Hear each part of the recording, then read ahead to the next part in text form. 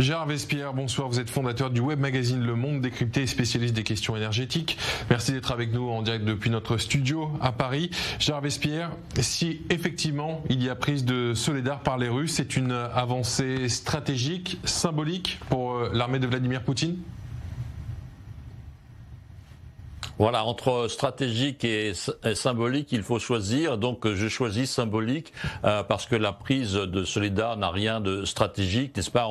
On parle de quelques kilomètres ou quelques petites dizaines de kilomètres carrés, c'est-à-dire 1/10 du territoire occupé par la Russie en Ukraine. Donc voilà, on est dans des considérations géographiques tout à fait marginales et cela n'a rien à voir avec effectivement le fait que la Russie ait laissé Kherson et se soit retirée de Kherson il y a un peu plus de 2 mois. Là, il y avait vraiment une surface beaucoup plus importante, une ville initialement de 300 000 habitants. Donc là, on était dans le stratégique sur les bords du Dniepr.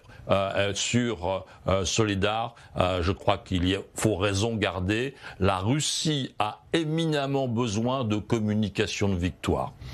C'est la bataille de Verdun du XXIe siècle qui a lieu en ce moment à Bakhmout et à Soledar. Ce sont des propos tenus par le bras droit de Volodymyr Zelensky. Est-ce que vous trouvez la comparaison légitime ?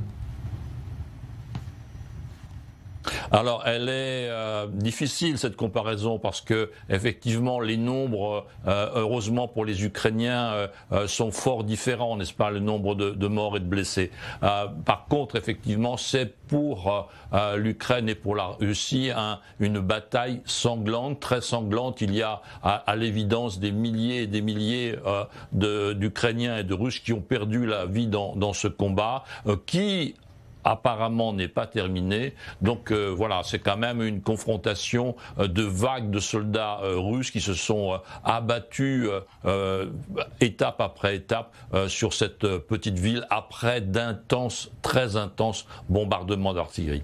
Justement, selon les informations des renseignements ukrainiens, les services de l'armée russe auraient prévu de recruter 1,5 million de nouveaux soldats et de créer une vingtaine de nouvelles formations militaires.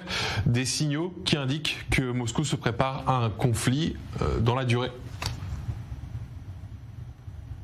Je crois qu'il faut être très très prudent avec tous les chiffres qui nous viennent de Russie, n'est-ce pas ? On se souvient des 1500 morts annoncés par Moscou après 3 mois de combat. On se souvient des 9000 morts annoncés après pratiquement 280 jours de combat. Donc ces chiffres-là sont à prendre avec d'infinies précautions et je crois qu'il faut demander aux Russes comment ils pourraient équiper des soldats recrutés en aussi grand nombre, n'est-ce pas ? Je pense que le gros problème de la Russie est dans la logistique et dans l'équipement des soldats et dans le ravitaillement ensuite sur le front. Donc ces chiffres-là sont complètement exagérés par rapport à la réalité. L'allié du Kremlin, la Biélorussie, pourrait peut-être s'intégrer au combat ?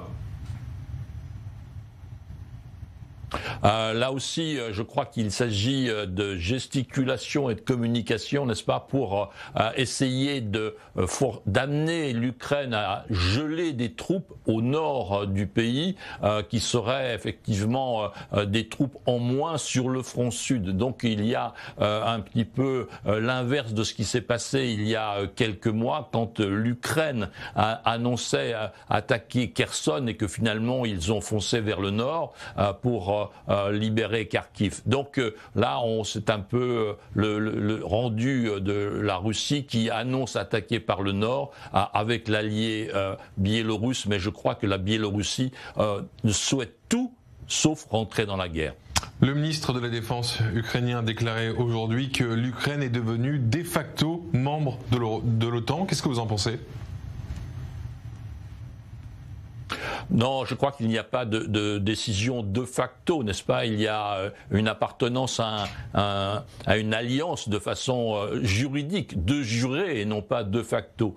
Donc il y a effectivement une contribution importante de l'OTAN, des pays de l'OTAN, à l'équipement de l'armée ukrainienne, mais pas seulement. L'Australie aussi aide, le Japon aide aussi par des aides humanitaires. Donc il y a une cinquantaine de pays dans le cadre du club de Rammstein, donc du nom de cette base en Allemagne, de pays donc qui se réunissent régulièrement pour organiser, planifier la livraison d'aide à l'Ukraine. Donc il y a une communication à nouveau de la Russie, mais ce n'est pas la réalité d'une alliance de jurés juridiques où l'article 5 serait amené à intervenir, c'est-à-dire que l'ensemble des pays de l'OTAN seraient amenés à rentrer en Ukraine au nom de l'appartenance de l'Ukraine à l'OTAN. Voyez-vous, on en est loin, très très loin.